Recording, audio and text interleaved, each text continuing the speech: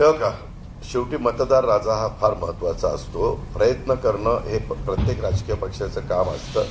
ज्यांनी त्यांनी प्रयत्न केले, परंतु भाजपला अतिशय चांगलं यश मिळालं. त्याबद्दल भाजपचं मनापासून अभिनंदन, मनापासून कौतुक. राज्याचे मुख्यमंत्री देवेंद्र फडणवीसांच्या नेतृत्वाखाली या सगळ्या निवडणुका भाजपने लढलेल्या होत्या आणि त्याला खूप चांगला प्रतिसाद मिळाला. आता इतरांचा त्याच्यामध्ये पराभव झाला.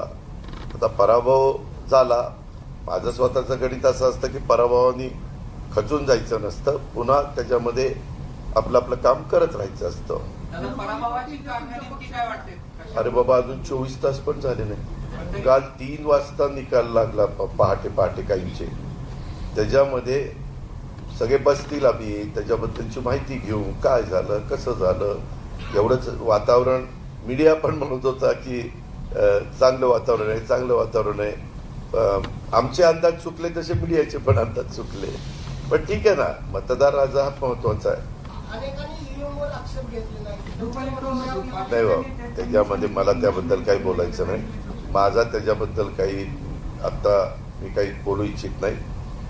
ईव्हीएम त्याच्या पद्धतीने काम करतं. काय होतं, ज्यावेळेस पराभव होतो ईव्हीएम वर दोष द्यायचा, यश आलं की ईव्हीएम बद्दल बोलायचं नाही, असं नाही.